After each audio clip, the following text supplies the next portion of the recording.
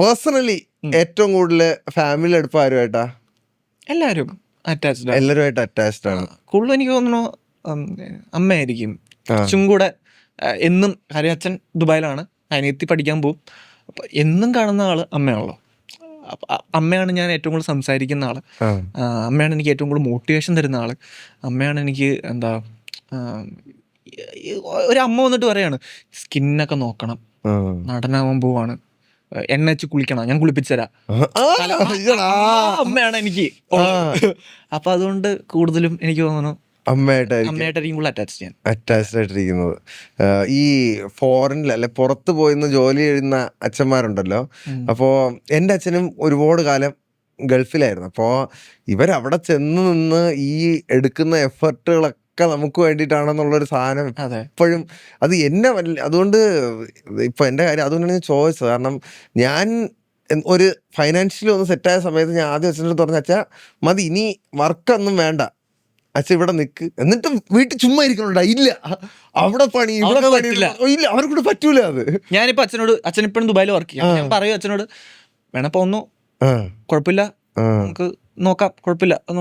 ഇല്ല, പണിയെടുക്കട്ടെ, കുറച്ചാളും കൂടെ നിക്കട്ടെ, ഇതല്ല നമുക്ക് വേണ്ടത്, കുറച്ചും കൂടെ നീ ആവാനുണ്ട്, എനിക്ക് തോന്നുമ്പോ ഞാൻ വരാം എന്നാണ് പറഞ്ഞേക്കത്തെ. എടാ പക്ഷെ നീ ഒരു കാര്യം ശ്രദ്ധിച്ചിട്ടുണ്ടോ, ഇപ്പോഴത്തെ വരുന്ന ജനറേഷനില് ഫാമിലിയോട് അത്ര അറ്റാച്ച്മെന്റ് അല്ലെങ്കിൽ ഫാമിലിക്ക് വേണ്ടി അത്രയും പ്രൊവൈഡ് ചെയ്യാൻ കെൽപ്പുള്ള അല്ലെങ്കിൽ അങ്ങനെ മരിച്ചു നിൽക്കുന്ന ആൾക്കാരുണ്ടല്ലോ, അതിന്റെ അളവ് ക്രമാതീതം ഭയങ്കര കുറഞ്ഞു വരുന്നതായിട്ട് എനിക്ക് തോന്നിയിട്ടുണ്ടോ? എനിക്ക് എന്താ പറയാ, എൻ്റെ സർക്കിള് മൊത്തം അടിപൊളി സർക്കിളാണ്. അതുകൊണ്ട് ഞാൻ ആ ഒരു സെക്ടർ കേട്ടറിയുള്ളൂ, എനിക്ക് നേരിട്ട് അറിയില്ല. കാര്യം എൻ്റെ കൂടെയുള്ള ഫ്രണ്ട് സർക്കിൾ എല്ലാവരും ഭയങ്കര ഫാമിലി ഓറിയന്റഡ് ആണ്. അവര് കൂട്ടുകാർക്കും ഫാമിലിക്കും വേണ്ടി ജീവൻ കൊടുക്കാൻ റെഡി ആവുന്ന ഫ്രണ്ട്സാണ് എനിക്കുള്ളത്. എനിക്ക് എൻ്റെ ഫ്രണ്ട്ഷിപ്പ്, ഞാൻ സിനിമയിലേക്ക് വന്ന് ഞാൻ പറഞ്ഞല്ലോ, ലൂമിയർ ബ്രോസ് എന്ന് പറഞ്ഞൊരു ഗ്യാങ്, ഇവര് ആഫ്റ്റർ ഓൾ ഒരു ബെനിഫിറ്റ് ഇല്ലാതെ വന്ന ആൾക്കാരാ. ഇപ്പൊ അനന്തേട്ടൻ ഒരു ഷോർട്ട് ഫിലിം ചെയ്താലോ വരാടാ, അങ്ങനെ വന്ന ആൾക്കാരാ. അവരിപ്പോഴും എൻ്റെ കൂടെ ഉണ്ട്. എല്ലാവരും എൻ്റെ 2ാം ക്ലാസ്സിൽ പഠിച്ച കൂട്ടുകാരാണ് എൻ്റെ ഇന്നത്തെ ബെസ്റ്റ് ഫ്രണ്ട്. അപ്പം എനിക്ക് ഫ്രണ്ട്ഷിപ്പ് ഇതുവരെ ബ്രേക്കായി പോയിട്ടില്ല ഒരു സ്ഥലത്തും. അപ്പം എപ്പോഴും കൂടെ അങ്ങനെ തന്നെ ഇരിക്കട്ടെ. അതെ, ഇവിടെ തുറന്നോ അങ്ങനെ ചുമ്മാ അന്ധവിശ്വാസങ്ങൾ. ഓക്കെ, എനിക്കങ്ങനെ കുറെ ക്ലാപ്പുകളുണ്ട് ഉണ്ടല്ലേ, എനിക്കറിയില്ല. അപ്പൊ അങ്ങനെ എന്താ പറയാ, അപ്പൊ അതുകൊണ്ട് ഫ്രണ്ട്ഷിപ്പ് എനിക്ക് ഈ പറയുന്ന ബന്ധങ്ങൾ ഞാൻ വാല്യൂ ചെയ്യുന്നുണ്ട്. അതിലാണ് എല്ലാം ഉണ്ടായത്. ഇപ്പം നിതീഷ് ചേട്ടൻ എന്നെ വിളിക്കേണ്ട ഒരു ആവശ്യമില്ല. ഫാലിമി സമയത്ത് പുള്ളിക്ക് അന്ന് ഷോർട്ട് ഫിലിം കണ്ട് എന്നെ വിളിച്ചു, അതൊക്കെ ശരിയാണ്.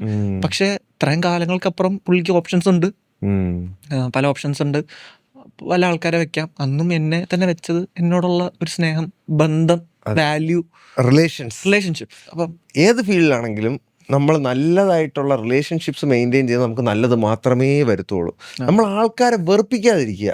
നമ്മളൊരു വർക്കിനൊക്കെ പോകുമ്പോൾ മാക്സിമം നല്ല സഹകരിച്ച് എന്ന് നല്ല എൻഗേജിങ് ആയിട്ട് സമാധാനപരമായ കാര്യങ്ങൾ കൊണ്ടുപോയി കഴിഞ്ഞാൽ അവർക്ക് പിന്നെ നമ്മൾ വിളിക്കാൻ ഒരു ആഗ്രഹം വരുവാടാ. അതെ, അപ്പോ ഫേക്ക് ചെയ്യരുത്.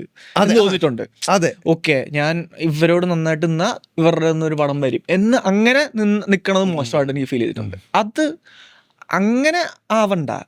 നമ്മള് റിയൽ ആയിട്ട് നമുക്ക് ദേഷ്യം വന്നാൽ ദേഷ്യപ്പെടാന്നാണ് ഞാൻ വിശ്വസിക്കുന്നത്.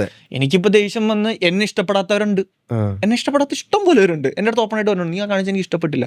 ഓ ആണല്ലേ, ഓക്കെ.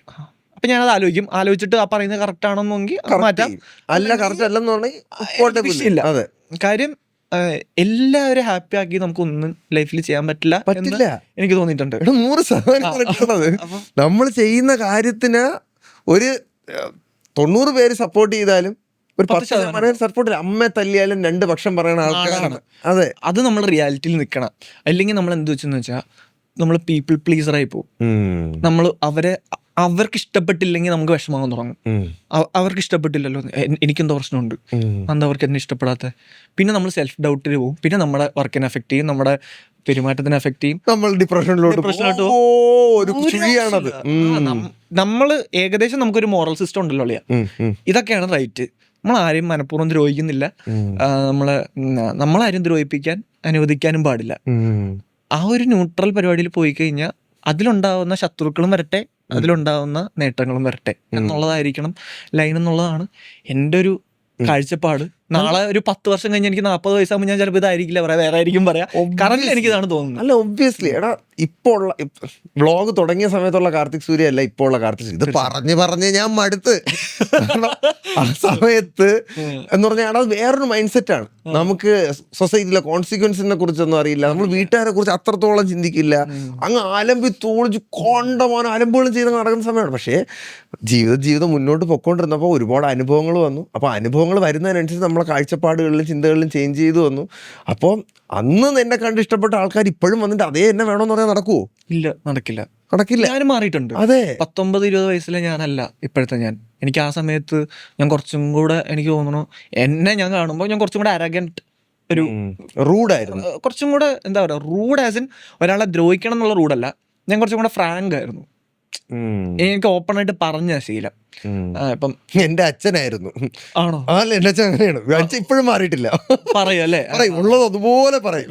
എനിക്ക് ആ ഒരു പ്രശ്നം ഉണ്ടായിരുന്നു. അതുകൊണ്ട് എനിക്ക് 2 നേട്ടങ്ങൾ ഉണ്ടായിട്ടുണ്ട്. എനിക്ക് അതുകൊണ്ട് ഒരുപാട് ഫ്രണ്ട്സ് ഇല്ല. പക്ഷെ ഞാൻ പറയുന്നതിൽ കാര്യമുണ്ട്, അല്ലെങ്കിൽ ഞാൻ പറയുന്നതിൽ അർത്ഥമുണ്ട്, അല്ലെങ്കിൽ ഞാൻ ചെയ്യുന്ന കാര്യങ്ങൾ കറക്റ്റാണ്, അല്ലെങ്കിൽ എന്നെ പറഞ്ഞ് മനസ്സിലാക്കി ഇല്ലടാ നീ ആ പറഞ്ഞ് തെറ്റാ എന്ന് പറഞ്ഞാൽ ഞാനും അംഗീകരിക്കാൻ റെഡിയാണ്. എനിക്കതിൽ പ്രശ്നമൊന്നുമില്ല. അപ്പം അതുകൊണ്ട് വലിയൊരു ഫിൽറ്ററിങ് നടന്നിട്ടുണ്ട്. അപ്പം എനിക്ക് വേണ്ട എന്നെ മനസ്സിലാക്കുന്ന ആൾക്കാർ മാത്രമേ എൻ്റെ സർക്കിളിലുള്ളൂ. പക്ഷെ അതും ഭയങ്കര ടൈറ്റ് സർക്കിളാണ്, ഒരുപാട് വർഷം നിലനിന്ന സർക്കിളാണ്. ഇപ്പം എനിക്ക് എല്ലാവരോടും ഞാൻ ഹാപ്പി ആയിട്ട് സംസാരിച്ച് കഴിഞ്ഞാൽ എനിക്ക് ഒരുപാട് ഫ്രണ്ട്സ് ഉണ്ടാവും. എല്ലാവരും കൂടെ ആളിയ മോനെ ചക്കര എന്ന് പറഞ്ഞു കഴിഞ്ഞാൽ ഈസിയാണ്, ഫ്രണ്ട്ഷിപ്പ് ഉണ്ടാക്കാൻ എളുപ്പമാണ്. എല്ലാത്തിനും പറഞ്ഞു നിന്ന് കഴിഞ്ഞാൽ ആരും നമ്മളെ വെറുക്കുന്നില്ല, എല്ലാവരും നമ്മുടെ ഓക്കെയാണ്. അപ്പം അതുകൊണ്ട് തന്നെ എനിക്ക് എന്താ പറയുക, മോശം ഗ്യാങ്ങുകളിലേക്ക് ഞാൻ ഭാഗ്യവശാൽ പോയിട്ടില്ല. നല്ല കൂട്ടുകാരെനിക്കുണ്ടായി. അതുകൊണ്ട് ആഫ്റ്റർ ഓൾ ഇത്രയും ജേർണിയിൽ ഞാൻ അന്ന് അങ്ങനെ ആയതിൽ ഇന്ന് ഞാൻ ഹാപ്പിയാണ്. ആലോചിക്കുമ്പോൾ ഓക്കെ, ഇപ്പം ഞാൻ അത്ര ഓപ്പൺ ആയിട്ട് പറയുന്ന ആളല്ല. കാര്യം ഒരു പോയിന്റ് കഴിഞ്ഞപ്പോൾ എനിക്ക് മനസ്സിലായി, അങ്ങനെ എങ്ങനെയും പറയാലോ, നമ്മൾ പറയുന്നത് എടുത്തടിച്ച കണക്ക് മുഖത്ത് പറയുകയും ചെയ്യാം, സോഫ്റ്റ് ആയിട്ട് പ്രസന്റ് ചെയ്യാൻ പറ്റും. ആഫ്റ്റർ ഓൾ നമുക്ക് വേണ്ടാത്ത കാര്യം വേണ്ടെന്ന് പറയാം, പക്ഷെ അത് എങ്ങനെ പറയണം എന്നുള്ളത് നമ്മുടെ കയ്യിലുള്ള കാര്യമാണ്. ആ കയ്യിലുള്ള കാര്യം നമ്മൾ എന്തിനാണ് വെറുതെ ലൂസാക്കി കളയണേ എന്നുള്ളൊരു ചിന്ത എനിക്കൊരു പോയിന്റ് വന്നു, വളരെ ഏർലി തന്നെ വന്നു. ഞാൻ പറയണ 18-19 വയസ്സിലെ കാര്യം കേട്ടോ. ഒരു 20-23 ആയപ്പോൾ എനിക്ക് മനസ്സിലായി അങ്ങനെ പറയണ്ട, എന്തിനാണ് വെറുതെ ഒരാളെ വിഷമിപ്പിച്ച് സംസാരിക്കേണ്ട ആവശ്യമില്ലല്ലോ. അത് വിഷമാവുന്നുണ്ട് എന്നുള്ള എനിക്ക് മനസ്സിലാവുന്ന മൊമെന്റിൽ ഞാൻ അത് മാറ്റി. ഇപ്പം അങ്ങനെ കാര്യമായി ഓപ്പണായിട്ട് പറയുമെങ്കിലും എങ്ങനെ പറയണം എന്നുള്ളത് കുറച്ചും കൂടെ ശ്രദ്ധിക്കുന്നുണ്ട്.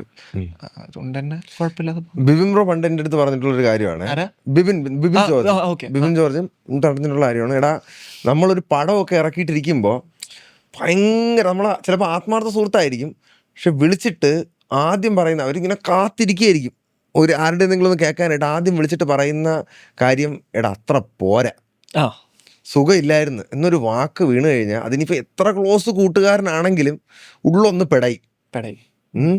അപ്പോൾ പറയണം, എപ്പോഴാണ് സാഹചര്യവും സന്ദർഭവും നോക്കി പറയണം. ഇതിൻ്റെ കംപ്ലീറ്റ് ബ്ലോ ഔട്ടും, കാരണം നമ്മളുടെ വേണ്ടപ്പെട്ടവരിൽ നിന്ന് നമ്മൾ കുറച്ച് സപ്പോർട്ടൊക്കെ നമ്മൾ ആഗ്രഹിക്കില്ലേ.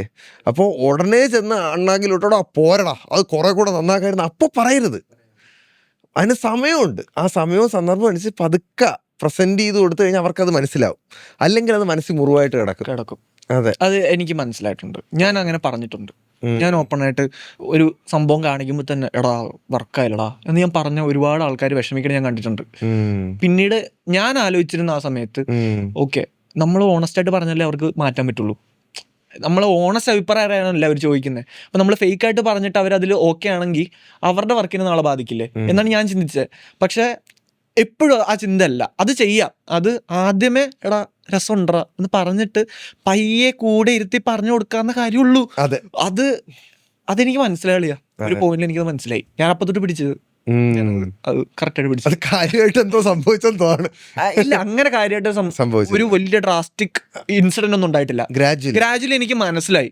അത് നമുക്ക് മനസ്സിലാവും കുറെ കഴിയുമ്പോ. അതെന്തോ മനസ്സിലായി, എങ്ങനെയോ മനസ്സിലായി. അല്ല, അത് നല്ലൊരു മനസ്സിലാക്കലായിരുന്നു. അത് 23-ാമത്തെ വയസ്സിൽ മനസ്സിലാക്കാൻ പറ്റിയത് ഭാഗ്യം. ഇതിപ്പോ പറഞ്ഞില്ലേ ഫ്രണ്ട്സ് ഒരു ചെറിയ സർക്കിളേ ഉള്ളെന്ന്. എത്ര പേര് കാണും ആ ചെറിയ സർക്കിളില്? ഒരു അങ്ങനെ ചോദിക്കുകയാണെങ്കിൽ ഒരു 7 പേരുണ്ടാവും. 7 പേര് 7-8 10 പേരുണ്ടാവും. അയ്യോ അവരെ പറഞ്ഞു ഇവർ രണ്ടുപേരുടെ അല്ല 10 പേരുണ്ടാവും. അതിൽ ഞാൻ പറയുന്നത് എന്നും കാണുന്നവരുണ്ട്, എന്നും കാണാതെ ക്ലോസ് ആയിട്ടുള്ളവരുണ്ട്. ഓ അപ്പൊ എന്നും കാണുന്ന ഒരു മാക്സിമം പോയ ഒരു 4 പേരുള്ളൂ. 4 പേര്. ആരൊക്കെയാ പേര് പറയാലോ? പേര് പറഞ്ഞ വേണ്ട, പേര് പറഞ്ഞാൽ ഞാൻ പേര് പറയാത്തവർക്ക് വിഷമാവും. അല്ല 4 പേരിൽ എന്നും കാണുന്നത് അവര് പറയാം അല്ലെ? പറഞ്ഞോ. ഇപ്പൊ ശ്രീജിത്ത് എന്ന് പറഞ്ഞൊരു പേര്, നിതിൻ, ശരൺ, പിന്നെ ആനന്ദേട്ടൻ. അപ്പൊ ഇവരുമായിട്ടാണ് ചായ ഗാങ് ആയിരിക്കും. ചായ ഗാങ്. അപ്പൊ ഇവരെല്ലാം എങ്ങനെയാ, നല്ല സപ്പോർട്ടീവ് ആയിട്ടാണോ കരിയറിന്? ഭയങ്കര സപ്പോർട്ടാണ് എല്ലാവരും. ഇവരൊക്കെ എന്ത് ചെയ്യുന്നു? എല്ലാവരും അനന്തേട്ടൻ സിനിമയിലാണ്. ശരൺ ഒരു പാട്ടുകാരനാണ്. അവൻ പാട്ടിപ്പൊണ്ണം ഞാനൊരു മ്യൂസിക് വീഡിയോ ചെയ്തിട്ടുണ്ട് എൻ്റെ ഇടയിൽ. അതുകൊണ്ട് സന എന്ന് പറയുന്നതാണ് മ്യൂസിക് വീഡിയോയുടെ പേര്. ഞാൻ തന്നെ ഡയറക്റ്റ് ചെയ്ത്. അത് കാണാൻ പറ്റൂടാ എനിക്ക്? പിന്നെ യൂട്യൂബിലുണ്ടല്ലോ, തിങ് മ്യൂസിക്കിലുണ്ട് അത്. അയ്യോ വേണ്ട, കോപ്പിറൈറ്റ്. അപ്പോൾ തിങ് മ്യൂസിക് അത് ഇഷ്ടപ്പെട്ട് വാങ്ങിയതാണ്. അപ്പം അത് ഞാൻ ചെയ്യാനുള്ള റീസൺ എന്ന് പറഞ്ഞു കഴിഞ്ഞാൽ, ശരൺ ആദ്യമായിട്ട് കമ്പോസ് ചെയ്തൊരു പാട്ടാ. അപ്പം അവനതൊരു പാട്ടായി കാണണമെന്ന് ആഗ്രഹമുണ്ട്. ഞാൻ പറഞ്ഞാൽ ഞാൻ ചെയ്യാം, ഞാൻ അഭിനയിക്കുക. എൻ്റെ ഫ്രണ്ടാണ് ഗോപിക രമേശ് ഒക്കെ തണ്ടർമത്തലിലൊക്കെ ഉള്ള എഡിറ്റിലൊക്കെ ഉള്ള കുട്ടിയാണ്. അപ്പം ഞാനും ഗോപികയും കൂടെ പെയറായിട്ട് അഭിനയിച്ചു. നമ്മൾ തന്നെ പ്രൊഡ്യൂസ് ചെയ്തു, നമ്മളെല്ലാവരും കൂടെ തന്നെ ചെയ്ത് തിങ് മ്യൂസിക്കിന് കൊടുത്ത്. നമുക്ക് അങ്ങനെ നേട്ടങ്ങൾ കാര്യത്തിലൊന്നുമല്ല, അവനൊരു ഹാപ്പിനെസ്. ഞാൻ ഇന്ന് ചെയ്തു, ചെറിയ ബഡ്ജറ്റിൽ എല്ലാവരും കൂടെ ചെയ്തു കൊടുത്ത ഒരു പാട്ടാണ് സന എന്ന് പറയുന്ന മ്യൂസിക് വീഡിയോ. അതിപ്പോൾ അത്യാവശ്യം 2 മില്യൺ വ്യൂസ് ഉണ്ട്. അത്യാവശ്യം കുഴപ്പമില്ലാതെ പോയ ഒരു ശരൺ ഹാപ്പി ആയിട്ടിരിപ്പുണ്ട്. ശരൺ ഹാപ്പിയാണ്. ശരൺ അടുത്ത പാട്ടുകളിലേക്ക് പോകുന്നുണ്ട്. നല്ല രീതിയിലൊരു മ്യൂസിക് പ്രൊഡ്യൂസർ ഒക്കെ ആവട്ടെ. അതെ, അതാണ് അവൻ. ശ്രീജിത്ത് ഇതാണ്, എന്താ പറയാ, അവൻ ഒരു സയന്റിസ്റ്റ് ആണ്. സയന്റിസ്റ്റോ? എന്ത് സയന്റിസ്റ്റ്? അവൻ ഇപ്പൊ PhD ചെയ്തോണ്ടിരിക്കുക. അല്ലെ, അപ്പം ബ്രെയിൻ വർക്ക് ചെയ്തിട്ടുള്ള പരിപാടി അംഗീകരിക്കില്ല. ബ്രെയിൻ ഇല്ലാത്ത പഠിക്കാൻ കുറച്ച് കഴിവുണ്ടായി പോയി. ബ്രെയിൻ ഉണ്ടെന്ന് ഞാൻ അംഗീകരിച്ചില്ല. അപ്പൊ അല്ല, ടാലന്റഡ് ആണ് ഈ പറയുന്ന. എന്തിലാ PhD എടുത്തേക്കുന്നത്? അവന് മറ്റേ എന്തോ ടെക്നിക്കൽ പരിപാടികളാ, നമ്മൾക്ക് ഈ പരിപാടി മനസ്സിലാവില്ല. എന്തോ ഒരു പേറ്റന്റ് അവനിപ്പോ കിട്ടി. ഒരു സാധനം അവൻ കണ്ടുപിടിച്ചിട്ടുണ്ട്. എന്തോ കോവിഡ് നല്ല കൂട്ടുകാരൻ എന്തോ ഒരു സാധനം ഉണ്ടാക്കിയിട്ടുണ്ട്. അവൻ കുറെ ലിസ്റ്റ് വെച്ചു, അളിയാ ഇതാണ് എന്റെ സാധനം, അംഗീകാരം എന്ന് പറഞ്ഞ കുറെ സർട്ടിഫിക്കറ്റ് വെച്ചിട്ട് ഞാൻ വായിച്ചിട്ട് പൊളിയിടാന്ന് പറയും. എന്തെങ്കിലും മനസ്സിലായിട്ടാണ്? അല്ല, പൊളി കിട്ടില്ല കൊടുക്കും. പക്ഷെ നമുക്ക് മനസ്സിലാവില്ല, കുറെ ടെക്നിക്കൽ സാധനങ്ങളാണ്. എന്തോ ഒരു ഗുളിക കഴിക്കുമ്പോൾ ആ ഗുളികയുടെ എന്തോ ഒരു സൈഡ് എഫക്റ്റ് ഉണ്ടാവും.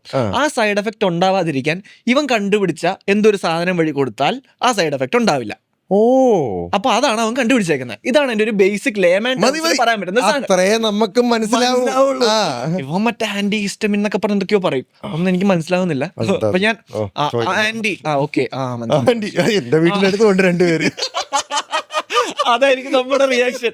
അപ്പം അവൻ അങ്ങനത്തെ ഒരു സയന്റിസ്റ്റ് ആണ്. ഇപ്പം അമേരിക്കയിൽ നിന്ന് അവന് സ്കോളർഷിപ്പിന് വിളിച്ചു. അപ്പൊ അവനിപ്പോ അങ്ങോട്ട് പോവാണ്. ഇപ്പൊ അവൻ ചെയ്യുന്നതെല്ലാം ഗവൺമെന്റ് അവനൊരു ഫണ്ടഡ് പ്രൊജക്ട് ഉണ്ട് അവന്. അപ്പം ആള് സെറ്റാണ്. വേറെ തന്നെ ഫീൽഡാണ്. പിന്നെ നിതിൻ എന്താ പറയാ, സിനിമ കയറാൻ ആഗ്രഹിച്ച് നടക്കുന്ന എന്നെ പോലെ ഇപ്പം അസ്പയറിംഗ് ആക്ടറാണ്. കുറെ വെബ് സീരീസ് തുടങ്ങിയിട്ടുണ്ട്, ഷോർട്ട് ഫിലിംസ് ചെയ്യുന്നുണ്ട്. അവൻ കുറെ കാര്യങ്ങൾ ബിസിനസ് ചെയ്യാൻ ആഗ്രഹമുള്ള ഒരുത്തരാണ്. അങ്ങനെ ഉള്ളൊരു കൂട്ടുകാരനാണ്. അപ്പൊ ഇതാണ് 4 പേരാണ്. നിങ്ങൾ 4 പേരാണ് ഗാങ് ആയിട്ട് കറങ്ങി നടക്കാറുള്ളത് മിക്കപ്പോഴും. അതെ, അടിപൊളി. ഈ ഗാങ്ങിന്റെ കാര്യം പറഞ്ഞു വന്നപ്പോഴാണ് ഞാൻ എന്തോ ഒരു കാര്യം ചോദിക്കാൻ വന്നത്. അതിന്റെ ഇടയിൽ കൂടെ എന്റെ ബ്രെയിനിൽ കൂടെ പോയടാ. ഞാൻ ഗാങ്ങിന്റെ കാര്യം ആലോചിച്ചോണ്ടിരുന്നപ്പോ സെക്കൻഡേടാ, അയ്യോ എന്റെ മറ്റേ കളർ ഗ്രേഡ് ചെയ്ത പടം പോലെ പോയി. അതെ, ആ കളർ അത് ഏത് പടമാണെന്ന് എന്തായാലും നമ്മൾ കണ്ടുപിടിക്കണം. എന്റെ കണക്ഷൻ നീ പടം ആലോചിച്ച് നോക്കേട്ടാ.